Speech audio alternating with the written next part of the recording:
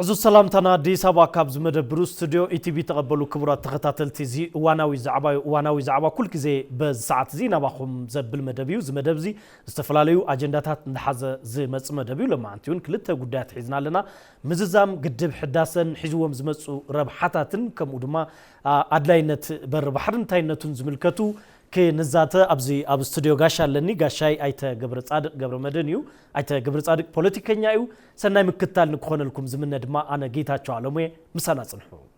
ቋዳህን መጻኻ ቋዳህን ዘናቂ ሞ قديمه ጊዜኻ ስለዝሃብካኒ ابزي اب استوديوና መጻኻ ሐሳብካ ስለተካፍለና ከመስግነካ ይፈቱ ያው አንም ለለን ሐሳብ ከማሐደ ዜጋ ከማሐደ ፖለቲከኛ ስለላዓደንኩምኒ ያመስግን اوكي حرايمو عزي تناي مجمريا زعبانا قدب حداس زملكتيو مززام قدب حداسيو قدب حداس اب ايثيوبيا دحري عاوت عدوا كلهم ايثيوبيان ز عسللو عبي بروجكت نايو زي بروجكت زي تزازيمونا بكمزي بمبقعو تاي تسمعك خاف سمعت كان جمر كميك رخيبكايو زبل نجر صبو ياو لتسمعني سمعت بتاع متحقشه ያው ምስለለኒ ሞያና ምስለለኒ ሀገራው ፍቅሪ ህዳሴ ግድብ ክውዳእ ተሎ ክዛዘም ተሎ ታይ ፖለቲካሊ ታይ ስነቁጠባ ቢሒዙ ክመጽ ይኽእል ከማዓደ ተምሃሪ ብጣዕሚ ጽቡቕ ሓጎስ ደስታ ይስምዐኒ ማለት እዩ ኦኬ ጽቡቕ ሕዚ ግድብ ሕዳሰ ብፍላይ ምስቲ ናይ ሕዚ ዝሕዝ ዘለናዮ ናይ ዓለም ዘላቶ እዋን ጉዳይ ማይና ኢነርጂ ሒዝዎ ዝመጽ ቁጠባዊ ተጽዕኖ እዚ ቁጠባዊ ዓቕሚ ዝድማ ምስ ዲፕሎማሲ መታሕዝዎ ወይምና ሓፈሻዊ ንሱኸ ከመይኻ ትሪኦ ንስኻ ብማ ብፍላይ ድሕረ ባይታ ትምህርትኻ ምስ ኢኮኖሚክስ ተተሓሓዘ ምስ ተምዃኑ እስኪ ጽቡቕ ሃዚ ምዝዛም ዳሴ ግድብ ኢኮኖሚካሊ ፖለቲካሊ ዲፕሎማሲና መጀመሪያ ፖለቲካሊ ነራና ፖለቲካሊ ምትዕረራይ ቁጠባ ምትዕረራይ ካን ፖለቲካ ምትዕረራይ ተኣሳሰሩ ስለልኾኑ ተና መጀመሪያ ከም ተስኻል ገለጽካዮ ናይ ሓባር ፕሮጀክት እዩ ናይ ኢትዮጵያውያን ፕሮጀክት እዩ ልክዕ ካልኣይ ናይ ዓድዋ ዓወት እዩ ኢናልና ንገልጾና መጀመሪያ ብ1929 ግብጽና እንግሊዝ ኮይነን ናይ ኮሎኒያሊዝም ውዕሊ ለኣሰራሉ ነይሩ بين مالت جبت خم دليتا لختكملو كلاي ب1959 كا جبتنا السودان ناي ما يكففل غير نيرن وعل مالتيو 55.5 بليون كيبيك متر لجبسي 18.5 بليون كيبيك متر كا للسودان تن وانا نحنا غا سوانا لنا هاجرات كا قمت كيتو حدا نزي لسعاره نزي تخكلنيا لي مخانو فتحاونت لي مخانو لسعاره بحوار ناي متقام حاجركا ناي ممعبال تاساسركا ناي ممعبال من قد سللمصه حدا عبي عاوت يزي مالتي ب 15 ثلاثين هاجرات الفروم وعللو السو ببرلما لصدقالو اسن بعل قبص غنا يصدقاي نسو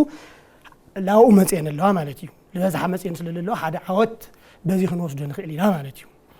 كلاي لا قطبا ربح ግን ታይላንድ አንገልጸው ነው ለተማለአ ናይ መወዳደሪ አቅም ይደስ ይግድ ፖለቲካሊ ከምትልወልኳ ቁጠባህን መጽተለና ድማ አው ቁጠባ ቁጥር ሓደ መጽል ይኽእል ኢነርጂ ካዓታ አይነት ኢነርጂ ተሐዳሲ ኢነርጂ ክብክል ለይኽእል ምስ ናይ ግሪን ሌጋሲ ሓምለዋይ እንትና ለኸድ ስለልሆነ ውጽኢታዊ ይገብሩ በኸመይ ማለት በመጽናዕቲ لا كبابي اللي عسرا عصفي إلى مثلا حيل إنرجي نتن بتخكل دحرنتي غانا هسترينا حصرت سلالو إندسترينا بلتمالئة optimum production لبال مالتيو maximum inputو سأتيخا قلقات اتخاسي كتمرتو تخيل ممرات وسننة الله سلازي نزيك فتحلنا يو مالتيو نزيك فتحلنا تلو مهرتن دحر وسيخنا خوينا كن لإخينا مالتيو صار بلس ترف مرتقنا مرتينا ترفتها اللي خا لا دغخن لخينا لا دغت اللي خنا خا هارد كارنس نركبينا هارد كارنس ترخنا خا ماشي نرخن غزينا هذا قال اي لا غوربابتنا انتجريت نغبرينا مالتي ريجينال ناي هورن اوف افريكا انتجريشن كمصيو لمنتاي لجوتن شات لنا للسودان شات لنا لكينيا شاتينا تنزانيا شاتينا لجبص ون شاتينا مالتي كاو حلف قال قبر نجري اللي او خسرت سلازي قاوله حدا انتجريشن نفتر لنا نحن عانا ين صقعتنا خونا سلازم متأسسار صقعتنا قلت لهم متأسسار كم تسيو سلازي إثيوبيا معخل يعطوهن مالتين هاي نقدي سلازي السطرة غيكونا يتحايلي خمت له القوات حداث سلالخونا كابيتال زلانيو دوب يولي حاصور يولي السوت عيل دلي لتستخاخله انفايرمنت بيتشا لتستخاخله مالت سلامول تحلوا مبرهات زرخولو ما يزرخولو قلوات زرخولو سكيلد ان سكيلد نولو تمهاره ويكعل تمهاره بقلوات خسر الخيل سلازي إثيوبيا 130 مليون كبابي امخا وطات عدمه لله هاجر سلالخونت هاجرنا بناي دغ فورين دايركت انفستمنت بانفسترز تمرات يتوان سلازي هذا تشايناوي انفستر كندي خدللني إثيوبيا دي خدللني وي لا هند دي خدللني لحسبتلو إثيوبيا حسب يقدر لمنتاي هذا ذا لوست كوست نحن الكتريك فيها قال اي تحدثيو قال اي اقمامطا جيوبوليتكس نا تكترت لها إثيوبيا مراخبيتيا مالت انا اسم نسمع قال مراخ مس سمين افريكا خدلت لها بملؤ مراخبيت للهونت سلازي سب هافتي إثيوبيا مستللنا تفطرو مصيوم انفست خغورو مصيوم انفست خغورو تلو بعين قطعه انفست خغورو تلو حدا سراح يفطرو سراح فطرو تلو مهرت لله مالتيو سلازي توريست لهم مصيوم اوزي له انفست خغوريوم سلازي زي عبي ربحلو مالتيو كلا إثيوبيا ناي نغدي ناي صصتا مستللوا ناي افريكا حبرت مقمط مخانا بان افريكانيزم ترامد مخانا كا عبي ربحلو مالتيو كلاي ني عالم تأمانيت مخانا يرئي مالتي يزداسي قدب لمنتاي سريحة كتلوات كم تخيل كتلمع كم تخيل فتحاولنت كأختر رقاقز كم تخيل سلازي زيالو مالتيو كاو حليفو تناي ماي بوليتيكا ديبلوماسي له يستخاخل مالتي هذا لمنتاي بتكبار سوداننا جبس هذا ماي كم لا يقارصن بتكبار كم مهاراين كلاي كاو حج كدحناين سالساي اتي نبره مالت كتودنا دتخول لبلك ليت ود إثيوبيا ليت كتودن مخانن سلالفلطا لافتو لت نبرتش 15 سلسطين هاجرات الفرمالو علي كمصا اين كاو حليفو حرشاق تحسبيخا توريست تحسبيخا انا اسامرت تحسبيخا انا لتمالئ الوركول يو معناتيو سلازي إثيوبيا فتحاوب حدا كتفتم كم تخيل بوتنشال كم للوا عقم كم للوا مريحنت لتستخاخل قمنا بالرخابات قطري سلالهونه زيوم لاخذ ربحاتات له ويله مغلصكم معناتيو صبو حزي مستي ناب ندحريت ملسيلنا كابتي مجمارو جميرو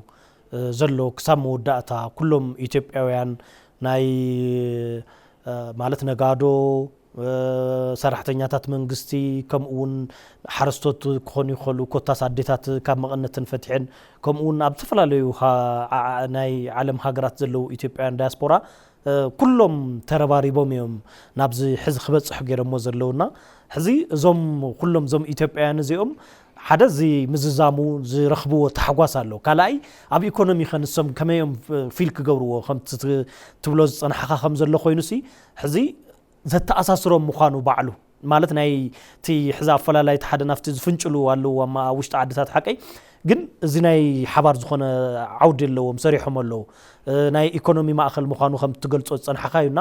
ስለዚ እዚ ናብ ሓደ ንኽመጹ ሓድነት ክህልዎም ጠንካራ ኢትዮጵያ ክትፍጠርና ፍላይ ዞም ወሰናወሰን ናብ ዝናብ ዝኽፍንጨሉ ዝደልዩ ናብ ማእኸል ንኽመጹ ይሕግዝ ዶ ምባል ይከኣል هذه ያው ከምትል ወልካዮ ታይ ተባሂሉ ነይሩ مغاور وش تخاول لنا أما تنكاول له صنسي وصاي كله حدا ولادنا هايمانات كزارو تلو بتجيزسو كله لهداسي يقدب استواصو خغبر له والنيرمنا افدغه هالو وشتي عبين اسي مار حرستا يكون عدت خون كله بالخالو استواصو لغورل سلالهونه يو ناي حواريو كلا عدوا ايونو لنا حدا توم بدغللو هاغروم عبيتي بروجكتات سريحة بالعلا كم ترجعت حدا تراسيات مالتيو عرس أمنيتهم فترة خالد بروجكت ذات لا كسرهم لخلو مالتيو قال أي مجمع يعدل له أمي هو مفتي نمثالي ودحر هوتيلات لسروح خينهم خالي مزنانين لسروح دحر كوينهم سي تللهم كابيتال ياو بحفرتي قاعد تسرح العالم حقي الجزء كامبر بهر وين تنبهال يلي هذا هندي من إثيوبيا بحار سرح خيليو ምስ ቻይና بحوار كسرح يخيل يو نسو سلالي تلمد ايت تشجر مبار حقي يلغزك بالعالم سلازي نسو كموت يوم حدا بتوريست ملك كموت يوم عدم كغوني يوم كيدم كريو يوم بتغبار كرغاغص يوم كالاي سبات حيزوم كموت يوم كالا عتلك الله توانا ግን አርስ እምነት ኢትዮጵያ አባ አድም ሆና ተሰራ መሆና ዳር እዚ ምስምንት አይነት ታዘ መስሊካ ምስቲናይ ወፃ ጉዳይ ፖሊስና ናይ ዜጋታት ክብሪ ክሕሎ ኣብ ምግባር ላ ዓብይ ረብሓሎ ማለት እዩ ምክንያቱ ሓደ ተደላይነትና ከዓብዩ ሃገርናስ ናይ ኢነርጂ ሃብ ማእኸል ክትኮን ተላስ ተቀባልነታ ከዓብዩ ተቀባልነትና ኢትዮጵያ ሃገርና ዓብይ ማለት ከዓ ና ዜጋታትና ክብሪ ቦ አንጻር ይልዓብ ማለት እዩ ስለዚህ እሱ አውለብቅ ሆነ ገና ቅጽሊ ማለት እዩ ቡኡላ ከደኸለተሎ ደሞ ተሐዳሲ ኢነርጂ ስለዚህ ምስ ቱሪዝም ግን ተሓዞን ኸሊና ዋና ግን ዓርሰ እምነት ይቷና ዓርሰ እምነት ኣብ መሪሕነቶም ኣብ ሃገሮም ሰሪሑ خزازም ለኸለ መራርሓ ዓብይ ሓሳብ ከሐስብ ለኸለ መራርሓ ናይ ኮሎኒያሊዝም ማእሰር መቁሕ ክፈትሕ ለኸለ መራርሓ ስለልህልዎም ብዝቀጻለ ልሞጽ ፕሮጀክታት ከዓ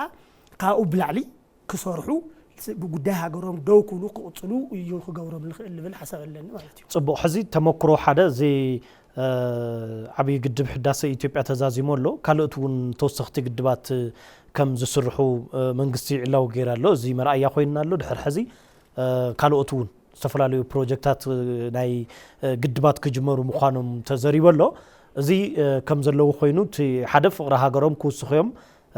ከምቲ ዝበልካይ ዓብዚ መጽዮም ኢንቨስት ክገብሩዮም ደቆም ከጎብንዮም ዓዶም እውን ዓባይ በኢኮኖሚ ዝማዕበለት ዓዲ ትህልወካ ኣብ ዝኾነ ዓዲ ኺድ ሲል ስደት እውን ኮይድካ ግን ብዓድኻ ትኸርዕ ኣትሊስት ኢትዮጵያ ከምዚ ዓይነት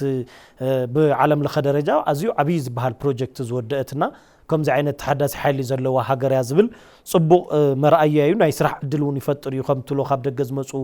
ቱሪስታት ኣብዚ መጽኦም ክሰርሑ ከለው ዝኾነ ፕሮጀክት ክጅምሩ ወይ ዝኾነ ንግዲ ክንግዱ ከለው ኢትዮጵያውያን ሰራሕተኛታት እዮም ዝቁጽሩ ስለዚህ እዞም ኢትዮጵያውያን ሰራሕተኛታት ከዓ ናይ ስራሕ ዕድል ረኽዮም እዚ ኩሉ ከም ዘሎ ኮይኑ ምስ ጎረባብትና ብዲፕሎማሲ ብፍላይ ሕዚ ንኬንያ ንሱዳን ንደቡብ ሱዳን እና ካልኦት ከም ኡጋንዳ ዝበላ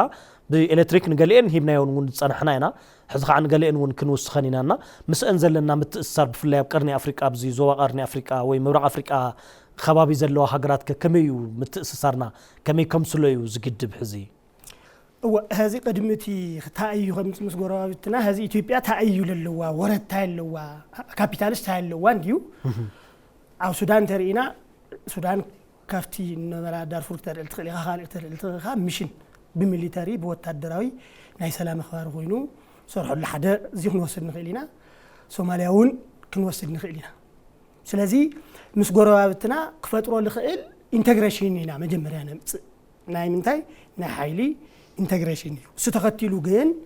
ኢትዮጵያ ሃገርና ዕዳጋ እያ ህዝዋና ዕዳጋ እንዲ ዓለም አምሪካ ሸይጥካ ዲፕሎማሲ ጌርካስ ሸይጥካ ጂዲፒ ምዕባይ እዩ ጂዲፒ ትዕብት ለኻ ድማ ፍትሓዊ ብልኾነ መንገዲ ኢኻ ትጥቀም ማለት እዩ ስለዚ ትዋና ኢንተግሬሽን እዩ ከምቲ ማለት እዩ ብሓይሊ እንድሕር ተኣሳሲርና ኢትዮጵያ ፓን አፍሪካኒዝም ኢላ ተማዕብሎ ፓን አፍሪካኒዝም ኢላ ተንቀሳቀሶ ያው ይፍለጥ ይኸው ቀደመት ሒዙ ንሱ ተአማንነት ፈጢሩ አፍሪካ ህብረት እንደገና ለበለጸ ለአፍሪካ ሓንቲ ናይ ሙኻን ክመጽ እዩ ማለት እዩ ካልኣይ ቲ ምልዋጢ ክመጽ ካልኣይ ትዋና ቲ ናይ ብታሕቲ ለለዋ ሃገራት ዓርሰ እምነት ለልና ይኸምት ዜጋታትና ዓርሰ እምነት ይፈጥሩ ኣብ ሰደዱ ወቅርሺ ኣብ ልገበሩ ክንብል ተለና ከምለይ ይጉድኡ ከረጋግጹ እዮም ማለት እዩ ከምለይ ጉድኡ መሰረጋገጹ ታይ ክመጽ ነቲ ንሕና ንሰርሖ ስራሕ ክድግፉ እዮም ማለት እዩ ምክንያቱ እንድሕር ዳኣሊ ድሕሪት ከይድና ንርኢ ኮይና እዚ ብናባዕልና ቅርሺ እዩ ተሰሪዑ ብናባዕልና ገንዘብ እዩ ተሰሪዑ ብናባዕልና ካፒታል እዩ ግን ነጋ ሓብለ ድልየና ግን ልገጥመና ፈተና ንፈልጥ ኢና ማለት እዩ ስለዚ እዚ ኢትዮጵያ ህዚ ተሪኻ ብፍላይ ምስናይ ማእኸላይ ምብራቕ ለሎ ግንኙነት ዲፕሎማሲ ላ ተስተኻኸለ ተተኻኢሉ ኣብ ዓረብ ሊግለ እናኣትወሉ መንገዲ ስለዚ ታይቷና ክመጽ ልኽእል ምትእምማን እዩ ምትእምማን ሓቢርካ ብመሃብን ምቕባልን ዲፕሎማሲ እዩ ክዓቢ ልኽእል ማለት እዩ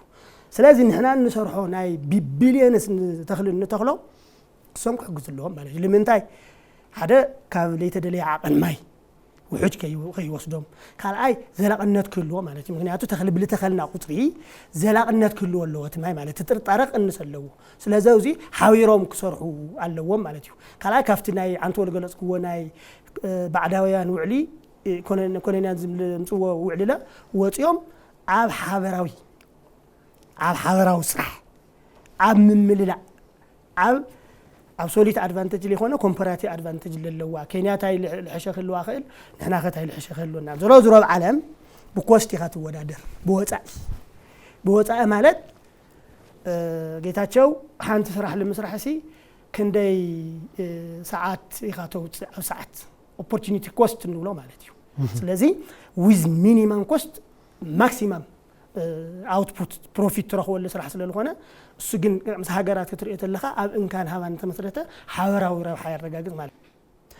ሕዚት ዓብይ ነገር ሃገራት ብዲፕሎማሲ ዕውታት ንኮና በኢኮኖሚ ከዓብያ ኣለዎን እንዲዩ በኢኮኖሚ ከዓብያ ድማ ኣብ ውሽጢ ዓዲ ዘፍሪ ክህልዎን ክኽእል ኣለዎ ኣፍሪው ንደገ ሰደድ ዝገብር ንደገ ሰደድ ምግባር ማለት ድማ ሃርድ ከረንሲ ወይ ድማ ሸርፎ ጻይ ሒዝሎ ስለዛኣቱ ካብ ደገ ንተእትዎ ድማ ይችግርካን ማለት ይብኻላ ባህላ እዚ ሁሉ ኣብ ዘለሉ ድማ ኣብ ውሽጢ ዓዲ ዓብይ ናይ ኢኮኖሚ እንካን ሃባን ኣሎ ማለት እዩ ስለዚ ዜጋታት በኢኮኖሚ ልወጡ እዮም ማለት እዩ ብፍላይ ድማ ምስቲ ናትና ቀረባ ግዜ ዝወፀ 135 ሚሊዮን ዜጋታት ዘለዎ ሃገር ውሽጢ ስለነብር ኣብ ውሽጢ ዝኸዓ 60 ሚእታዊ መናእሰይ እዮም ናይ ስራሕ ክሰርሑ ዝኽእሉ ወይ ድማ ጽቡቕ ዓቕሚ ዘለዎም ንስራሕ ዝተዳለወ የምና እዚ ሁሉ ኣፍሪካ ናብ ስራሕ ኣቲኻ እዚ ሁሉ ኣምሪትካ ድሕሪኡ ዲፕሎማሲኻ ጸብለልታ ምርኣይ ምስ ካልኦት ሃገራት ታሕተዋይነት ዘይብልካሲ ኮፊልካ ብተማዕዳዳዊ ወይ በዚ ፓራሌሊ ኮይንካ ተዋግዑ ማለት እዩ ሓደ ገዛኢ ሓደ እንትን ማሊ ወይ ዘይተንበርካኺነት ስምዒት ወይ ድማ በቃ ማዕረ ኮይንካስ ኮፊልካ ኢኮኖሚ ኣለካ ብታሪኽ በሃገረ መንግስት ምስረታና ብፍላይ ዘይተገዛእና ምስትምዃናውን ዘይተገዛእና ምዃን ጥራሕ ዘይኮነስ ሃገራት ኣፍሪቃ ነፃ ንኽወፃውን ኢትዮጵያ መርኣያና ዓብይ ኣስተዋጽኦ ስልጠናታት ክሳብ መሃብ ውድብ ሓድነት ኣፍሪቃ ክሳብ መስራት ኣብ ውድብ ሕብራት መንግስታት ምስረታውን ከምኡ ዘለና ምስትምዃና ምሕዚ ከዓ ኣባይ ተወሲኽዎ ምስ ካልኦት ሃገራት ዓለም ሕዚ ከዓ ብፍላይ ምስዘን ናይ ብሪክስ ፕላስ ኣባል ሃገራት ኣባል ኮይና ድማ ኣብውን ዘለና ዓብይ ኣስተዋጽኦ ኣለና እዚ ኩሉ ተተሓሒዙ ዲፕሎማሲና ንቐጻሊ ታዩ ክኸውን ከመይና ክንጽበዮ هذه بزعوا دبلوماسي خنزارة لنا تلالعل كي يخملوا لنا وسدمو جن نا إثيوبيا دبلوماسي كنا لنا geopolitics and geostrategy خنا مثلنا مالتيو سلذنا هنا geopolitics and geostrategy خطرت لها تقواس عقيليو تصنيو لمن تاي تقواس عقيلو تيلك خلت نجر نمت وشتاونا دقوي بتخكلنا مسوي عمد ما باندنا بعدي مالتيو سلذي بفلاي قعات نور وسرعات نوعلهم تنكاري ينورهم جن كفتات نيرهم مالتيو سلازي هذه زي أم عراي ولا لا مالتيو لمنتاي كافتي لتوجس عقلها ناي استراتيجي جيوبوليتكس ناجي استراتيجينا لا بالحشق ومناخ نمتسألنا حدا نايزي مستخاخلي مرأيا هداسي قدف زازي مكان ممرق عباي قدف سريحة ممرق حدا ناي دبلوماسي مدرادر عاميو مالتيو قال أي أو كي بحري خاتم متس مالتيو كي بحري إثيوبيا أو أكل كي بحر من ورا من لا علم مسكر يونيرو جن بالتفلاليو خيرتات بالتفلاليو شرحتات بالتفلاليو دكمانات حاوير كخ عبلا تجبو حاوير كخ سرح له تجبو السوق كفتت نيرو السوق ما أجندة خوينو أجندة خوان تلو هذي حدا تنتناطر تلقى خم بحيلي جل لولو سلي خونا هي كاب مقبل المنجستنا اللي تخطله قيدي إن كاب هواسي حاوير ناس كن عبنا خيلينا أيو تلي خوين جن استراتيجيكال تنتن لك مس جنتك تتحزن لك مس قصال لك ناي تعلم موددارك تتحسن لك سلازي يوم توم وانا نيرهم سلازي تباندا الاخ خاودو خملء نتبعدي تلوخ يوسد مالتيو تعربي يحبا بيهر يحبا او كبابي يحبا او قانقا يحبا قانقا بيهر كبابي هايمانوت بمسرتو صقم خوينو ايفلطي صقم لخون جن دكاما إليت او سل الحبا مالتيو اتي بعد دما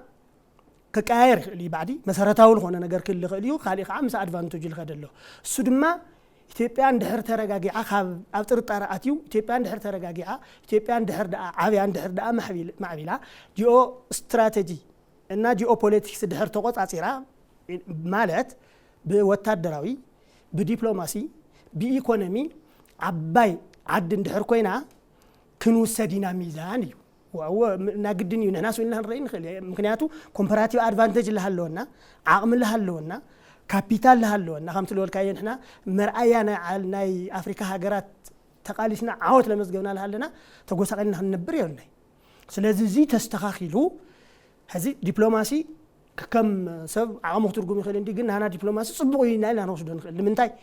ምስ ማንም ሃገር ድሕሪ ለውጢ እንካን ሃባን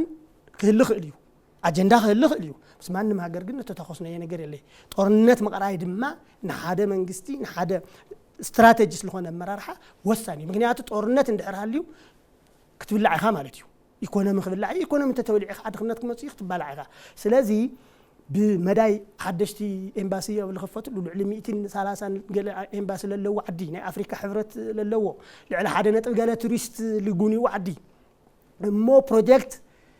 ብልተተለመ ቁጥሪ ውፅኢታዊ ብልኾነ ልፍፅም ዓዲ ማለት እዩ ካብ ሓሊፉ ድማ ኣብቲ ናይ ዓለም ታሪኻ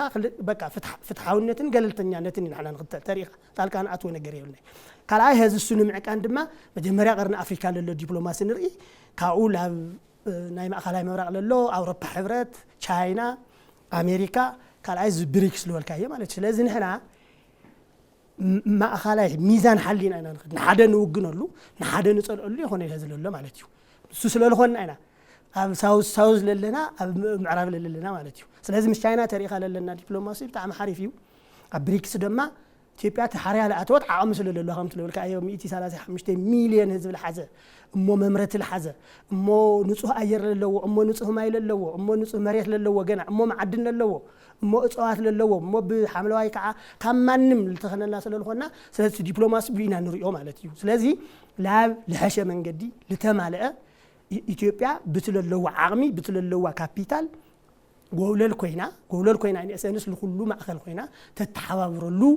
ላውኢና ንኸይድ ለና ልብል ትዕዝብቲ ለና ሕዚ ምስቲ ብኢኮኖሚ እናማዕበልካ ክትኸይድ ከለኻ ኣብ ውሽጢ ዓዲ ዞም ባንዳ ዝበልካዮም ነቶም ባዕዲ ዝበሃሉ ዝለኣኹ ብኢኮኖሚ ሃገሮም ኣብ ትምዕብለሉ ግዜ ናይ ምቕናስ ዓቕሚ ወይ ማለተይ ድሌቶም ቀኒሶምሲ ኣብ ዓድና ተጠቃሚ ንኾን ኢና ሙሉእ ብሙሉእ ብዝብል ምክንያቱ ብኻልእ ኣባህላቶም እንድሕር ተለኣኢኾም ንባዕዲሲ ብኡ ልክዕ ሰላም ናይ ተዓዲ የናግዑ ኣለዉ ማለት እንድዩ ፍትሓዊ ዘይኮነ ሃፍቲ ታእሽሙ ይቀራመቱ ኣለዉ ፍትሓዊ ብዘይኮነ ብሽፍትነት ስለዚ እቲ ፍትሓዊ ዝኾነ ሰብ ክረኽቦ ዝግብኦ እጃም ይወስዱ ኣለዉ ካብን ናብን ጉዕዞ ንከይህሉ የተዓናቅፉ ኣለዉ ሰላም ከይህሉ ኣብ ውሽጢ ዓዲ ዘይጋታት ወፂኦም ተንቀሳቂሶም ሰሪሖም ከይምዕብሉ ይገብሩ ኣለዉ ብኡ ልክዕ ማለት እዩ እንድሕር ካብን ናብን ጉዕዞ ዘይሃልዩ ዓዲ ሰላም እንተዘይኮይና መፍረይ ሓይሊ ወፂኡ ብሰላም እንተዘይተመሊሱ ክንግድ ክዓቢ ክምዕብል ኣይክእልንና እዚ ኩሉ ከትሕዚ እቲ ናይ ትግድም ምዝዛምና እቲ ናይ ተዓዲና ዓብየት ምኻዳ ብኢኮኖሚ እቲ ብዲፕሎማሲ ተቐባልነት ምህላዋ ፖለቲካዊ ምትዕርራያት ተፈጢሩ እዚኦም ናብ ዓዶም ናይ ምምላስና ብዓዶም ተስፋ ገይሮም ነቶም ባዕዲ ናይ ምልእኣኽ ዕድል ከጋጥም ይኽእል ዶ እቲ ምግዳፍ ማለት እዩ ተረዲና ህዚ ታዩ መጀመርያ ባንዳ ለይ ክጠፍእ ክእል ደኾነይ ግን ታኻ ትገብሮ ማርጂናላይዝ ትገብሮ ኣለካ ማለት ሓደጋ ላብ ለይ ይኸውን ተተኻኢሉ ከዓ ዜሮ ክትገብሮ ኣለካ هذا زيرو اللي ختجبر مجمريا كم تلو الكايو إن كان هذان من قصاص موبيليتي بحرص كأتتني عليه خوين سومز ليه خوينو ياو تخاف لو عجال لو مالتيو نجرجن هذا عبد السلام كلتنا نجرينا نام مجمريا سلام نصفان كاتيل كادما سلام مهنت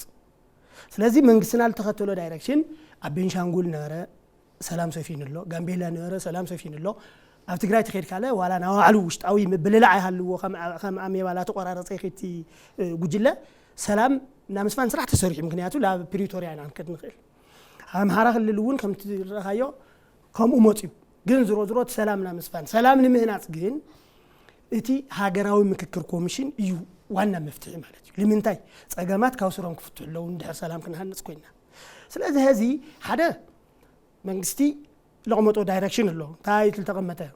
بسلام كنك على سينا نلولو كافتي ناي عماز ناي انت ناشفت النت وماسيوم ክንቅበሎም ኣለና ክነደላድሎም ኣለና ክቃለሱ ክሰርሕለን ይሉ ለብክልቲኦም ወገን ካልኣይ ካብዚ ተሓሊፉ ግን ታኻ ትግበር ሕጊ ኻ ተኽብር ምክንያቱ ህዝቢ ስለልኾነ ሃገር ስለልኾነ ሕጊ ተኽብር ኣለካ ሓረውዚ እንደገና ተው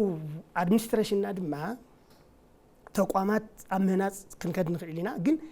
ህዝቡን ኩሉ ጽሩይ እዩ ኩሉ ተልእኾ ይፍጽም እዩ ኩሉ ለህዝቢ የገልግል ኢልካ እሱለ ናብ ምጽራይ ስራሕ ሰርሕ ኣለካ ካብኡ ሓሊፍና ድማ እቲ ናይ ኢኮኖሚና ትራንስፎርሜሽን ክነረጋግጽ ኣለና ብመዳይ ቱሪዝም ብመዳይ ቴክኖሎጂ ብመዳይ ኢንዱስትሪ ብመዳይ ማኒፋክቸሪንግ ማዕድን ምክንያቱ ኢኮኖሚ እንድሕር የለ ስለዚ ካብ ተግባሮም ክመሃር ይኽእሉ እዮም ኢለ ኣነ ልሓስብ ምክንያቱ ፎቲኻ ጸሊእኻ ምልሓሓት ከተምጽእ ትኽእል እምበር ተምጽኦ ነገር የለይ በቃ እንቅፋት ኢኻ ትኾን እንቅፋት ከዓ መንግስቲ ትዕግስት ሎ መንግስቲ ኩሉ ይልኽእል ሰፊሕ ስለልኾነ እዚ ሓደ ሰባት ልምንታይ ለየትውን ከምኡ ይኾነ ምክንያቱ ስር ልሰደደ ኣመለኻኽት ኣሎ ተረዲካዶ ልጸለውዎ ማሕበረሰብ ልኽእል እዩ ስለዚ ከይዱ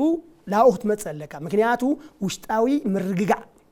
ውሽጣዊ ኢንተርናል ስታቢሊቲ ብጣዕሚ ወሳኒ ስለልኾነ ምክንያቱ እቶም መሰረታውያን ጸላእቲ ንሕና ግድብ ከይንግድብ ልኽልኩልና ሃገራት ብሰለስተ ነገራት እዮም ንዓና እንትን ንገብሩና ሓደ በሃይማኖት መሰረት ገይሮም በጋጭና ካልኣይ ልቓሕ ከይንረክብ ይገብሩና ሳልሳይ ድማ ምስ ጎረባብትና ክባእስ ይገብሩና ማለት እዩ ምክንያቱ ሕዚ ስኢልና ክንርኢ ተለና ታይ እዩ ልግበር ሎ ብሰሜን ብምብራቕ ታይ ምትእስሳር ስራሕ ሎ መንግስቲ ብልበለፀስና መረጃና ድህነት ጉዳይ ስለልኾነ ግን ከም ሓደ ፖለቲከኛ ከም ሓደ ዜጋ ክንርኢ ተለና ግን ታይ ግበር ስለልፍለን ማለት እዩ ስለዚ ውሽጣዊ ልምርግጋዕ ዋና መፍትሒ መንግስቲ ልወሰዶ ሃገራዊ ምርድዳእ ለኩላና ማዕረብ ልገብር ለማንም ኢትዮጵያዊ ለየግልል ተማኺርና እትነበረና ድኽመት ኣርዲምና ጥንካረና ሒዝና ድሕሪኡ ንባኣሰሉ ነገር የለ ማለት ምክንያቱ ብሕጊ ኢኻ ትግዛእ ስለዚ ንሱ ላተገበረ ከተሎ ከምቲ ልበልካየ ግን ካብ ትሕተቶም ክመሃር ይኾኑ እዮም ኢለ ልሓስብ ምክንያቱ ተለይ ተበሉሎ ዝገብርዎ ነገር የለ ብኡኢና ክንሪኦ ንኽእል ጽቡቕ ሕዚ ምስ ኣብ ምዝዛም ግድብ ሕዳሰን ሒዝዎም ዝመፀ ረብሓታት ኢና እናውጋዕና ዘለና ዓብይ ግድብ ሕዳሰ ኢትዮጵያ ኩሎም ኢትዮጵያውያን ተረባሪቦም ልክዕ ከም ኣብ ዓድዋ ከይዶም ወራሪ ጣልያን መጺኡ ኮሮም ብሓደ ድምፂ ወፅኦም ዓድና ይንድፍርን ኢሎም ካልኦት ሃገራት ናይ ካብ ባዕዳዊ መግዛእቲ ነፃ ዝወፃሉ ናይ ናጽነት መዓልተን ዘኽብራ ኢትዮጵያ ግን ናይ ኣይግዛእን ዝበለትሉና ባዕላ ድማ ካብ መግዛእቲ ክገዝእ ንዝመፃ ዋሪዳ ዝለኣኸትሉ በዓል እያ ተኽብር ልክዕ እዚ ብኻልኣይ ደረጃ ብኢኮኖሚ ክትምዕብለሉ ከም ሃገር ክትዓብየሉ ትኽእል ዓብይ ግድብ ሕዳሰ ሃኒፃ ሕዛ ምዝዛም እያ ትርከብ ወይ ድማ ንምረቓ ኣብ ቀረባ መዓልትታት ኢና ኮይና ኢና ነዋግዕ ዘለናና እዚ ኩሉ እንታይ ዓይነት ረብሓታት ሒዙ ይመፅእ ኢና ንዝብል ዘለና ሕዚ ኣብ ቀረባ መዓልታት ማለት ዓመታት ብፍላይ ኣብዚ ቀረባታት ኣብ ኢትዮጵያ መንእሰይ ብኣዝዩ ከቢድ ብዝበሃል መልክዑ ዋሕዚ ዘይሕጋዊ ስደት ይበዝሕ ኣሎ ብወገን ሊብያ ገይሩ ኣብ በረኻታት ይመውት ኣሎ ባሕሪ እውን ይመውት ኢኮኖሚ ናይ ቤተሰቡ ይበልዕ ኣሎ ኣብቲ ዝሕተትዎ ገንዘብ ኣብዚ ዘሎ ቤተሰቦም ኣፎርድ ዘይገብሮ ዘይክእሎ ክኸፍሎ ዘይክእል ወይ ድማ ገዛውቲ ዝነብሮ ገዛ ሸይጡ መካይን ዝነብሮ ሸይጡ ኮታስ ዳኺዩ ከይዶምሲ ሞ ድማ ባሕሪ ይሞቱ ኣብ በረኻ ይተርፉ ኣብ ቤት ማእሰርቲ ነዊሕ ዓመታት ይቕፅሩ ወፂኦም እውን ኣብቲ ዝኸድዎ ዓዲና እምነት ኣውሮፓ ተሳጊሮምሲ ከምቲ ኣብ ውሽጢ ዓዲ ኮይኖም ዝሰምዕዎ ከምዚ ገንዘብ ዝሕፈስ ገለ እዩ ዝመስሎም ኣብኡ ምስ ከዱ ቋንቋ ምልማድ ኣሎ ሕጋውነት ምርካብ ኣሎ ብምኽንያት እዚ ናብ ወልፊ ምውዳቕ ኣሎ ወልፈኛ ምዃን ብኡ ምኽንያት ክሳብ በረንዳ ናብ ጎደና ምውዳቕ ኣሎ ዝኩሉ ናይ ቤተሰበይ ገንዘብ ወጭ ገይረ ወይ ዘይክእልዎ ገንዘብ ኣፍሲሶም ከም ዝሰደሙኒ ኣብቲ ኩሉ በረኻ እቲ ኩሉ ባሕሪ ሓሊፈስ እንደገና ኣብዚ መፅእ ከምዚ ኣይተሳኽዐለይን ብዝብል ባዕሎም ክሳብ ምጥፋእ ዝበፅሑ ንሰማዕ ኣለናና እዚ ኩሉ ፀገማት እዚ በዚ ብየመን ወገን እውን ኣብ ቀረባ ግዜ ኣብ የመን ዝበፅሐ ናይ ኢትዮጵያን ኣብ ባሕሪ ዝሞቱ ትዝክር ትኾን ኢኻ ኣዝዩ ብዙሕ ቁፅሪ እዩ ናብ ሳውዲ አረቢያ መስመር ምናምን ኮታስ ኢትዮጵያውያን መናእሰይ ብዘይ ሕጋውያን ደላሎ ወይ ድማ ልክዕ ከም እንስሳት ወይ ከም ኣቕሓ ከም ዝጥቀሙሎም ኣብ ከቢድ ተኣሽሞ ወዲቖም ኣለውና እዚ ኩሉ ኢኮኖሚና እንተዓቢ ኣብ ውሽጢ ዓዲ ናይ ስራሕ ዕድል ክበዝሕ ከሎ ከባቢና ሰላም ውሕስ ክኸውን ከሎ ብፍላይ ብኢኮኖሚ ክንብርትዕ ከለና እዚ ምስ ተርፍ እንታይ ነገራት ኢና ክንኸስብ هذا تي سدت لا يقارن ديو حقاوي سدت نا تلي حقاوي هذا أنا أتقن فتيرنا لنا سلازي مجمريا الاستراتيجي ناي لا بين احنا تحزن خل هذه لا سرعات تمرتنا احنا تحزن لنا سرعات تمرت تغير له سلازي تغيرت له دما مسرته صريات يكون تاهيل له سلازي صريات كرغاغ تلو سي نحنا لافتلو كانه مصي ግን ለተማሪና ክንልእኽ ለና ኤክስፖርት ክንገብር ለና ሓኪም ኢንጂነር ናይ ኬሚስትሪ ተማሃሪ ኢቨን ብሕጊ ኢቨን ኢኮኖሚክስ ተማሃረ ግን ጋዜጠኛስ ኩሉ ስለተማሃረ ኢና ኤክስፖርት ክንገብር ለና እምበር እቲ በላይ ሕጋው ለኸድሎ ዋና ነገር ግን ከም ትልወልካዮ ክልተ ነገር እዩ ህዝቢ ክነምፅል ለና ሓደ ናይ ፖሊሲ ናይ መረዳእ ዜጋታት ሃገሮም ክፈቱ ኣብ ምግባር ምስራሕ ይድሊ ሕዚ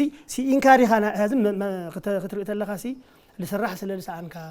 መምረት ስለልሰኣንካ መሬት ስለልሰኣንካ ማይ ስለልሰኣንካ ዲኻ ትስደት ለለኻ እዩ ግን ኣሎ ብልጭልጭታ ነገራት ዝኾኑ ሰባት ከይዶም ለሕጋዊ ስራሕ ሰሪሖም ብሓፂር ናብ ምፍታም እሱ ካብ መንእሰይ ክሕለ ይኽእል መንእሰይ ደረጃ ብደረጃ ሰሪሑ ለፊዑ ርይፁ ክዓብል ኣለዎ ብጉልበት ዝሰርሕ ብጉልበቱ ብክእለቱ ዝሰርሕ ከዓ ብክእለቱ ማለት እዩ ስለዚ ህዚ ትዋና ግን ምስ ህዳሴ ግድብ ክንተሓዝ ተለና ግን ታይና ንምፅእ እንታይ የምፅልና ትልካ ፋብሪካታትና ክሰርሑ እዮም ሙሉእ ሰዓት ክሰፍሑ እዮም እዚ ፋብሪካ ፕላንት ንገብር ተለና ከምርተሎ ካሊ ፋብሪካ ክሰርሕ እዩ ካልኣይ ናይ ደገ ሰብ ሃፍቲ ክመፁ እዮም ካልኣይ ሕርሻና ኢና ሕዚ ክንርኢ ለና ማለት ሕርሻ ዝስርሑ ኣለዉ መናእሰይ ተወዲቦም ዘመናዊ ሕርሻ ምክንያቱ ኣብ ዕዳጋ ዓለም ልዕሊ ሕርሻ ዝሽየጥ ምህርቲ የለን ግን ስለለና ፖቴንሻል ስለዚ ስራሕ ናይ ምቁጣር ዕድልና ክዕብየልና እዩ ማለት እዩ እሱ ብመፀግን መሰረታዊ ግን እቲ ደላላ ክንቆርፆ ኣለና እቲ ኣብ ውሽጢ ኮይኑ ድለላ ዝሰርሕ ሰብ ናይ ሰባት ናይ ንጹሃን ዜጋ ዝወስድ ሰብ ናይ ምፍፃም ዓቕምና ዓብዩ ክንቆፃፀር ኣለና እሱ ንምግባር ሕግታት ለውልወፁ ዋና ግን እቲ ናይ ፀጥታ ተቋማት ሪፎርም ናይ ፖሊስ ናይ ፀጥታ ናይ መከላከያ ናይ ሕጊ እዚኦም ለዓወይ ክኸዱ ተለዉ ካብኡ ድማ እቲ ውይይት እዩ ህዚ ማለት ናይ መናእሰይ ፖሊሲ ተቐሪፁ ተሪኢኻ ህዚ ብነፃ ግልጋሎት መሃብ ክረምቲ ብሚልዮንስ 100 ሚልዮን ዝቁፀር ቢልዮናት ዝቁፀር እዩ ልግመት ስለዚ ንሱ ለዓበና ንርከት ኣለና ኣነ ሃገር ፍቅሪ ድማ ህዚ ተበላሽዩ ነበረ እንዲ ይልዕር ኣሎ ትፈልጥ ኢኻ ብብሄር ተኸፋፊልና ብቋንቋ ተኸፋፊልና ሰብ ዓርስሉ ባዕሉ ምትእምማን ሲኢኑ ስለነበረ ስለዚ ህዚ ታይል በሃል ኣብ ኢኮኖሚክስ ማልቲፕላየር ኢፌክት ዝበሃል ነገር ኣሎ ሓደ ድሕር መፅኡ ሒዙ ኢሉ ወፅ ካሊእ እንትን ልገብር ማለት ስለዚ ህዳሴ ግድብ ማልቲፕላየር ኢፌክት ሒዙልና ኢሉ መፅእ ስለዚ ዋና ተስፋ ምምፃእ እዩ ካብኡ ድማ ስራሕ ክፍጠር እዩ ህዚ ማለት ኣውስ ዓሳ ለውፅእ ክህል እዩ ለጎብኒ ክህል እዩ ኣስተርጓሚ ቋንቋ ምግቢ ለቐርብ ክህል እዩ ብኢኮኖሚ ትርኢ ተለኻ ጫማ ልሽቶ ምፅራግ ባዕሉ ኢኮኖሚ እዩ ማለት እዩ ኦፍኮርስ መንገዲ ምርኣይ ባዕሉ ስለዚ እዚኦም ብምሉኦም ስለዝኾኑ ድሓር ህዳሴ ግድብ ጥራሕ ዘይኮነ ዝተሰርሑ ከዓ ኣለዉ ገበታ ለሸገር ገበታ ለሃገር ገበታ ለትውልድ ዝበሃሉ ዝስርሑ ኣለዉ ካልኦት ግድብ ድማ ንሰርሕ ኢና መስኖ ለዓበየ ይኸድ መስኖ ለዓበየ ይኸድ ተሎ ድማ ያው ሰብ ዝናብ ከይተፀበሃ ምሕራዝ ዝናብ ስለዝኾነ ካልኣይ ጂዲፒና ክዓብዩ ጂዲፒና ክዓቢ ተሎ ድማ ኢንቨስትመንት ናይ ምግባር ዓቕሚ ካልኣይ ፓርትነርሺፕ ናይ ሰብ ሃፍቲ ዓቕሚ ለዓበየ ይኸድ ተሎ ስለዚ ዜጋታት ኣብ ዓዶም ክሰርሑ እዮም ካብ ሓሊፉ ከም ትልበልኩ ተደማን ጽነትና ክብርና ስለልሕሎ ናይ ዜጋታትና ክብሪ ስለልሕሎ ከም ትልበልኩ ከዓ ብክእለት ስራሕና ክእለት ሚኒስተር ኣሎ ትርኢ ካላ ማእኸላይ ምብራቅ بحجاو سلطينو ميخدلو نسو لا جبرنا مسكدنا جن بسللنا بزحي علم علو لبهالو انستيتيوشن اتينا علو لبهالو يونيفرسيتات اتينا علو مرمر اتينا تقوصاترنا ياو نعبينا مالتي سلازي يتسدت لا لا تسدتنا ليكوننا سي لا انا لسدت كنجبرينا اي هوب انا بعال ملو تسفا مالتي لمنتاي نمسرح خيلات لنا احنا تاي صقمنا نيرو سرعات حر ليله سرعات مالت بقى لغلها معرل داني فتح له رقاقص فتحاو خفلها فت لقبر السو تجميروا الليل يعني الحسن مغنياتو هذه بوليتيكال هي كان تلتفل عليه ترغونكو يقول اليوم متئممان يلي خمز جن رياليتي تريت لها جن جيتاچو على انتن كل اناليسيس صرحت ونيخا زرو جن على قطتات اللو خمت الولكايو لا تقوم له جن زرو جي دي بي لعاوي خدتله دما ناي زغاتا تتقمنات لعاوي يخدلها تسفاخ على عاخات خدتلها ناي افريكا ايكونومي لا ونن كاتتلخ عداقاخا سلا سدت لي خنكد لي خناس كنمصينا الى الحس صبق حزب فلاي مستي زوقعخايو حزي زي ناي مينستر سرحان كلتن ببركه هاجر سنسلتو زرغحو زمناوي زخونو سلطناتاتنا هبه بحقاو مقدينا بسفلاليو هاجرات يلو خلو زيوم كع حدا نسوم نابت زخدلو موياوي سراح يمسرحو مالت زدافقهم بحقاوي ስለዝخدو موياوي سراحون ስለዝሰርሑ ዝخفلዎ ክፍሊ ጽቡቕ እዩ ንዓዶም ሸርፎ ጻይ ሒዞም ይመጹ ቤተሰቦም ይጥውሩ ይሕግዙ ባዕሎም ናብ ጽቡቕ ቦታ ጽቡቕ ህይወት ይነብሩ ካልኣይ ናይ ሃገሮም ምስሊ እውን ጽቡቕ ምስሊ ሒዞም እዮም ዝኸዱ ሕጋዊ ስለ ዝኸዱ ብሞያ ሕዚ እሱ ሓደ ፖዚቲቭ ነገር እዩ ኣብ ትውልድ ምስራሕ ዝበልካዮ ብፍላይ ናይ ትምህርቲ ጽሬት ክህሉ ጌርካ ካብ ታሕቲ ካብ ቁልዕነቶም ጀሚርካ ጽቡቕ ዓቕሚ ሒዞም ሃኒጾም ዓብዮም ተወዳደርቲ ዝኾኑ እቲ ኣብ መንጎ ኣብ ከባቢኦም ኣብ ዓዶም ጥራሕ ዘይኮነስ ብኢንተርናሽናል ደረጃ ተወዳደርቲ ኮይኖም ሰሪሖም ንዓዶም ዝልውጥሉ ሕዚስ ከምኒ ህንዳውያን ተሪኢኻዮም ሕዚስ ብናይ ኮምፒውተር ነክ ዝኾኑ ነገር ኢንጂነሪንግ ዝኾኑ ስራሕቲ ኣብ ኣሜሪካ ብዞን ማዕበል ኣውሮፓ ገለ ዓብይ ናይ ሸርፎ ወፃኢ ንሃገሮም ሒዞም ዝኣትዮም ብሰፊሖም ሰሪሖምሉ ብዙሕ መንእሰይ ኣፍሬም ኣብ ዓድና እውን ቻይናውያን ተሪኢኻዮም ኣብ ሕድሕድ ኮንስትራክሽን ኣብ ሃይዌይ እውን ኣብ ህንጻታት እውን ቻይናውያን ኣለዉ ንዓዶም ሸርፎ ወፃኢ ሒዞም እዮም ዝኸዱ ዘለዉ ጽቡቕ ስራሕ እዮም ዝሰርሑ ናይ ሞያ ስራሕ እዮም ዝሰርሑ ዘለዉ ስለዚ ኣብ መንጎ ኢትዮጵያን ቻይናን ዘሎ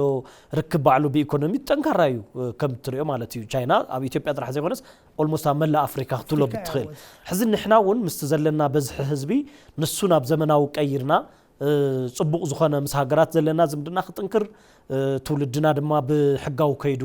ሰሪሑ ክምዕብል እቲ ናይ ዘይሕጋዊ ሰንሰለት ቆሪጽካ ምምዕባል ይከኣል እዩና ብፍላይ ኣብ ትምህርቲ ከመይ እንታይና ክንሰርሕ ኣለና ኢልካ ክትሓስብ እንታይ እዩ ጸጊምና ዘሎ ሕዚ ኣብ ትምህርቲ እቲ ተማሃራይ ኢብን ዲግሪ ሒዙ ዓቢስ ናይ ዓዲ ፍቕሪ ዘይብሉ ንዓዱ ክገልጻ ዘይክእል ንባዕሉ ዘወዳድር ብጣዕሚ ኣብ ጎጥ ገለ ኣብ ከባቢ እምበር ብኢንተርናሽናል ደረጃ ይኾነና ኣበይ ናይ ከባቢ ጎዲልና ዘሎ ከመይ ጌርና ክነመሓይሾ ንኽእል ኢልካ ትሓስብ ንስኻ هذه تمرتي يا وسانة حتى خال علكا تمرتي عند حر زمناو اللي خوينو ساينس اللي مالتيو ساينس اللي تكنولوجيا اللي مالتك ابيت اللي مالتيو مكنياتو تمور يوا ساينس እና ቴክኖሎጂ ልምዝ ስለዚ እቲ ትምህርቲ ታይመሽ ልካ መጀመርያ ኣብ መምህራን ሃገራዊ ፍቅሪ ክልለዎ መምህር መብራት ስለልሆነ ስኻውዚ ናጋዜጠኝነት ሞያ ኣነ እንትን ልብለና መምህር እዮም ይርና ስለዚ ኣብ መምህር መስራሕ የድሊ መስራሕ ማለት ታይ ማለት እዩ ክልተ ነገር ሓደ ኢኮኖሚ بعام تهاجري هذه اللي تاي حدا نجر جنزالة دلي بقى نورو خوير نجلا جلا جلا نورو هناي مسوعته كله كل هاجر هنداويان كو درك خجات متلو سبعان جلا نعمة مرات مثلني روز النادابو لول عتم هارو روز يترف النادابو نبلع على هاجرنا يلوم ناخد لولكو سلازي تعال لا إيكونومي لقبو أنكر هو اللي هو متخكليو خا حليفو ندجنا متأمن ما نزيك تأمن لك كذا أصيل كا أي دوموس خمسة دولار تحكي خاتم تلا كاتداتا تعد هاجرنا للو عقم زيو بلل عقم دما كسرح اللوم سلاز جنريشن كان اللوم عاوزك تسرح لك مالتيو قال أي تي تمرتي باجتو لمرمرن مصنعتين باجت كتحصل اللوم ده مرمرن مصنعتين اللي خوينو تكنولوجي خيل يخلي سلاز هذه توهنا متأممان يدلي اندهر لي تأمامين كا أتقام يكون له سؤال كأخا من قصة دموزي وسخي ممر له حقوس يخوني سلا زوجي ما دين اللي زيت مرت من يشترك صار حلو له ومالتيو هذا الصوت أبوي خد له اللي يحسب هذا صريت مرت اللي مرجعس بوليس تغير له كان عين هاي مسحفت أكسسها هوش تعد خمرات تبتصح إنه باللي خدوه هو سلا زي لا جبرنا مسكنا هذه من الوقت توصلنا خفتات كل اللي يسول مقار من قستي الوصدام إنيشيتيف السلطنات اللو زرو جن تفوتي تقولي جن عبس هاي نسن تكنولوجي لد هذا سرعة تمرتي زيت بهالنا كبرنا مسارتاوي تيرسعنا مالتيو سلازي توانا قودي لي لأنا لأمنو أمت إمامانو للو خفتات كعر اللو يساوسي أنا بتقرأي لها لهم بيرو تمرتي نما مهران تقرأي أمينو ترى دادي يفلتي بقى أير لا يوم تنبالو سلازي هاجر عقم سكال هلا لممهر دموز اللي وسخت لمن دموز توسخ لممهر جزا اللي يسرح لمن تسرح جن كامت الورق هنا إيكونومي هنا دبلوماسي توقع ساقي له صنيعو أقوى ساقي لهم وسرعتات لقلا روحهم كوعلو قال يو مركب يسرق قال يو ورق يسرق قال يو عديشت قال يو باندا خويني قال قلتاي تقبر حلفنا لسمو أصل لين ورا بقف لا يونيفرسيتي تأتي تمرت مالت بوتيت ساينس اند تكنولوجي ولا يكون غبره غبنتيو هارد كيس ندحر لي حليف كا يونيفرسيتي خافتنا قادي حاجه لما اللي يخونسي كسرح لك هارد كيس تحلف لك هارد كيس كتحلف مالت لفي خا دخيم كان دحر مسيخا خوينكا امريحنت كتمصت لك اسخا غبره غبنت لك ايتدالن ايتسرقن سرح تغل تچاليوكا هم قلع ولاش دحر تمص خوينكا كن عايل لك what is policy ድሕር define ትገብር ለይ ትኽእል ኮይንካ ታዩ ስትራቴጂ ድሕር define ትገብር ለይ ኮይንካ ኢትዮጵያ ገለጻት ታልካ ድሕር ትገልጽ ለይ ኮይንካ ኢትዮጵያ መዝሙር ድሕር ለይ ትፈልጥ ኮይንካ ይለኻ ስለዚ እዚ ላ ሰራሕና ምስ ንኸይድ ሉዚ መንግስቲ ታይ ትኹረትዩ ሳይንስ እና ቴክኖሎጂ ከም ሓደ ዘርፍ ወሲዱ ማለት እዩ هذا تفولي لغورو تايو عاول لنا بايكونومي عيني نا مجمريا بيهدግ حرشال مرح اندستري خيدنا انا خنمصل بلصقنا ወይ መንግስቲ ኢትዮጵያ هذا لمصو ግን ሽድሽተ ኦም ዘርፍ ሲ በሓደ ግዜ خنعب نخيل ኢና ዓቕመለና we have the potential معدن ይኸው እንትን ክትርኢ ትኽእል ኢኻ ቤንሻንጉል ለሎ ኣብ ካሊእ ለሎ ለምጾ ሃርድ ካረንሲ ቱሪዝም ክትርኢ ትኽእል ኢኻ ጅጅጋ ነይሩ ስብሰባ እንደይ ለኣክል ማኒፋክቸሪንግ ለምጾ ትርኢ ለኻ ኢንዱስትሪ ሕርሻ ለምጾ ትርኢ ለኻ ካውች ቴክኖሎጂ ለካለው ኻ ሰራሕተኛ ተለይተረፈዚ 5 ሚሊዮን እንትን ተባሂሉ ኮደርስ ተባሂሉ ንሕናም ንስልጥነሉ ዝስራሕሎ ማለት እዩ ስለዚ ቴክኖሎጂ እንድሕር ለየምፂና ታይ ልመጽእ ንኣብነት እዚ ካብ ትሑት ኣታዊ ላብ ትሑት ማእኸላይ ካብ ትሑት ማእኸላይ ድማ ላብ ላዕለዋይ ላበለ ኢልከ ሰለስተ ከፍለተሎም ስለዚ ላብ ብልጽግና ክንኣትተለና ላብ ላዕለ ናይ ኢኮኖሚ ኣታዊ ክንኣትተለና ናይ ግድን ናዓልና ቴክኖሎጂ የድልየና ተለ ኮይኑ ለካሰብ የለሽው ፖቨርቲ ትራፕ ይባል በሳይንሱ ማለት እዩ ማሕንቆ እዩ ምክንያቱ ውድድር ስለለኾነ ቴክኖሎጂ ስለለይበካ ናይ ባዕልኻ ኮምፒውተር ናይ ባዕልኻ ሳይንስ ናይ ባዕልኻ ቴክኒክ ክትምጽለካ እዚ ለምግባር ተስርዓተ ትምህርቲ ወሳኒ እዩ ስለዚ መጀመርያ ፖሊሲ ተስርዓት እዩ ካው ድማ لذي بوليس لذي سرعة لقيس دم زيجا يسافيو عفت زيجا مسرح جن متأممان هذي أديسها تاريخها جزا خسر حب محفر التخد له زرا جنت الورقة متأممان والثانية نحرت أمامين كا لدهري المرسكة اللي سلها جرك أخذ سرح زيجا أخذها النت جبر جبنتي خاتمر زين ودرك متسيو بتغارك متسيو أو ودر دما يبيع باي دايفرسيتي أبو زحصل الخانة تنعسى ساينس سائل بال بزحي اللي تفعل عليه بزحي إذا قاول اللوم حدا ساينس في التاريخ المالتي حدا كلتا ساينس في التاريخ إثيوبيا غير الغلو مالتي سلازي ساينتست ناي مفتار عامل على العالم للغنى بتهز تجميروا لله كراي ولدي حرفنتهم قواص لهم هذه انو حام حساب يدلي انفستمنت كغور لهم او دقوم سنه سرعات كمروم اللوم إثيوبيا تاريخ فولط اللوم زي بملو እንደገና ናይ ምግልጋል መንፈስ ከዓ መንግስት ለሓዘ ክረምታዊ ካልኣይ بميليتر مسلطنا موسادت لا እዩ ለምንታይ ዲሲፕሊን ኤንድ ፊዚካል በቃ ስለተወጽ እሱ በመከላከያ ሚኒስተር ለወጽ ፖሊሲ ወይ አዋጅ ለወሰነ ይኸውን ዝሮ ግን እዚ ይኹን ልኽእል እዚ ምስ ንገብር ስርዓተ ትምህርትና ብናህና ልክዕ ተሰፈየ ድማ ኾነሎ ዓለም ነምጽለና ግን ድማ ናህና ታሪክ ተዝሒቁ ለይውዳ ታሪክ ለሃለውና እቲ ክንፈልጥ ስለለለና ነበር ላብ ውሽጥና ክነትኩረለና ውሽጥና ስለነትኩርተለና ታአት መስል ኢትዮጵያ ክፈልጠሎ ኢትዮጵያ እንድሕር ፈሊጡ ትክክለኛ እንድሕር ኮይኑ ዘን እንትን ክመጽዩ ምርምር ክመጽዩ ምርድዳእ ክመጽዩ ካምቱ ወልኳ ከዓብዚ ዓቕሚ ይመጽሎ ተዳሲ ግድ ባዕሎም ጾ ካልአት ለለምጽወና አነ ብዚ ገልጾ ልኽእል ስርዓት ጽቡቕ እዩ በሐፈሻ ሳብ ትውልዲ ኣብ ወለዶ ክንሰርሓልና ወለዶን ምህናጽ ድማ መምህራን መሰረትዮም ወለዲ መሰረትዮም እዚኦም ክልቲኦም ተጣሚሮም ክሰርሓለዎም መምህራን መሰረት ከትሕዙ ንደቆም ድማ ቶም መምህራን ባዕሎም አትሊስት ታዝና አሰትሲ ንናብራ ወይ ንጮበርበረ ንሐሰቡና ተጨነቁ ከምህሩ ከም ዘይብሎም መንግስቲ ይኹን ሚኒስቴር ትምህርቲ ባዕሉ እዚ ትኹረት ገይሩ ናይ ኢትዮጵያ ኢኮኖሚያዊ ግምት ውሽጥ ዘእተወ ንሳቶም ካብ ዘይተጎድኡ መልክዕ ጮበርበረ ከይሐሰቡ ግን ትውልዲ ንምቅራጽ ባዕሉ ትምስምማዕ ዝበልከ ዓብይ ነገር እዩ ማለት ሲን ዓደ የገልግለሉ ኹሉ ከአምንት መምህር ዓዱን ምግልጋል ድማ ውጽኢታዊ ዝኾኑ መናእሰይ ወይ ቆልዑት ከፍሪ ንኽኽእል ንዕኦም ንምፍራይ ድማ ካብ ልቡ ሓሲቡ ከምህር እዚ ንክኸውን ምትእማን ዝበልከ ዓብይ ጽቡቕ ነገር እዩ ሶ ሓፈሻዊ ሕዚ ኣብ ግድብ ሕዳሰ ምዝዛም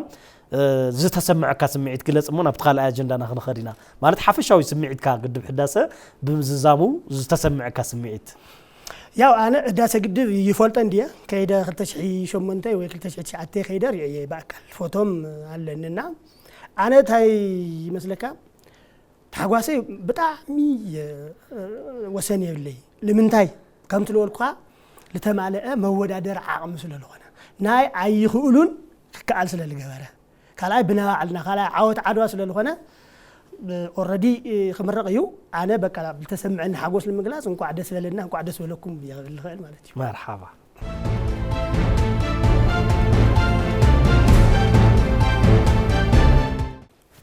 أما كتتال وانوي زعباكم تركبوا كبرات تختاتل تمارسكم سلة تكتاتلونا نمسكنكم حزون مسانات نحو مسايته قبرت صادق قبر مدهننا الناس زرارب نازلنا مززام قدب حداسة ملكيتنا نزارب صانحنا حزخاء أدلاينة بحر بري وي بحر بري انتاينتو كندهسسينا حزون مسانات نحو حزب بحر بري ما أخلقوا برقط تتحاز النسلة زلو منال عالكاي مخاص أنيحخانا بحر نحنا مس بحر بري زلنا قربت معزينا خفت بحر بري تقليلنا نمنتاي تقليلنا زبل بعلو بمن بنايم بسنك من شرحي يزبلو نقرات سكال علم ياو خاب بحري مع استقليلنا ياو زنا قربا تسعة ثمانية قلي خباب مالك هبتنا شجر من هبتنا شجر من قستيو جن قدميو كتريئة اللغة تقرأي تقرينيا بالبحال اللي كاب نا تقرأي مرحتي أو يمحدون يروم يوم مالتيو كنياتو حدث لنا هذا تي وانا قداس إنه تقول لمن تأخذ وزينات الكاجن هذا لا لعب دحريت يعمل سكا وشتاونا دقاوي وشتاوي باندا لهذا لو باندا بايزو بتعم حدا جناي كنياتو هاجر كا حليف كا خدشت كمجر كات حلينا يفقد الكانا حدا نسيو كارأي تي نايدقد ما ناتي نهاجرنا وشتي ناي نورو عمرار حاله نا علم تقام نيرو مالي نا علم تنكار خمل الله قينو مالتي سلازي تدخمت لامصن مسكدات غسقلنا سلالمص هذه تي دبلوماسي لحاشه سلالي ناره بقى بالتفلالي مخنيات ياو كاوصا خوينا مالتي سلازي زي خرملو وجه هذه تي وانا اجندا خوين لله كرمتلو دما بحيلي بنتن لي هونسي نحنا له نهولنا الصوم لها ونام حايرنا نمعبل حايرنا مسراحي هذا وزي توانا تقام خوين لله مثلني متأممان يدل مالتي متأممان كاب نايتي أكل نايتي قيح بحر الخون وهاجرات متأممان يدل متأممان تايم إثيوبيا سي لابز قيح بحرنا نايت أنتي تتقاموا للنورات بحر انت أتياسي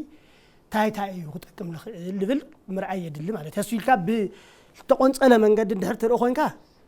ياو خالي إيو نتن كون مالتيو جن لا أو تأتياسي إثيوبيا كو خمسة عنتو الجلوس كل كاكو عداقة كويا لمن تاع عداقة ناي 135 مليون هزبي عداقة الله مالتيو كلاي باك أمام تأتيري خاله وسانيتيا كلاي تفطر هفت اللوا من بتعم جرام تلقون تفطر مالتيو على عسرت انتن فسستي تفسس لا خالي الأخبار خالي تمسي بايزوي انتن مالتو سلازي إذا بمول أخترت اللغة تأدفانتجو تأيو مرحلة تمسرته خون اللي هو مالتيو تاري خوي نجن السخاء هذه مالت عاصخات موت يتغلي لمن تاي أبزي فنشاها مصيو معسكر لا مسرته أو جوت خندي معسكر يلله كي هار خندي خالة هاجرات يوم انتن دولو لله كلاي لقات متفلتي خانا هاوتي لجورو انتن ظهرت أقوم تفتي روسي جورا رخاخات حنا تغل سلازي مدممات اللي بحالي أنا كاولا وشتخن متصلنا جن قداي كي بحري لك قداي هداسيه ناي كل إثيوبياوي أجندة كون اللو مالتي أجندة يهز مجمريا مصيو أجندة مصيو سلازي بزو حساب تاريخها وويلو دقافيه بالتفل عليه من قد مالتيو سلازي مرددا يدلي نحنا تاي نهب الساتهم كتايونا أنا مقرراب لتمسرته كمتص اللو مالتيو تالي خوي نجين بزح جيزا كم لتخبروا قدما مينستر كم قلت هو إثيوبيا عند حردعة ناي حدقة حقاتي منا نمل فلسطو بعلو خبيد يوم هلتيو سلازا أوروبايان فوتيو هنين عاقية بحرق بأكل لك مناتو سدتني عنتو تقلص الناركات هاي خملم صولي فلتيو كلا إثيوبيا على مينات صوت عبي عدية مالتيو ناونت بعلها ولا قالوا ولا كي بحر لله انت نسي وي شفاتو وي تاهون ليك كلا خل دهر عمال لي وستي من تاي ليك كلا خل تو ما كيح بحر لتقوم هاجرات وننت سينا لولسي تاهونهم من اخذهم لي يقولوا نقدي كوي انتني ولا كو يقول لكم تعاقول مالت كاس عوينو بزعيو سلازي هذه كام من قد شفت كام من قد سيرا وتوصيو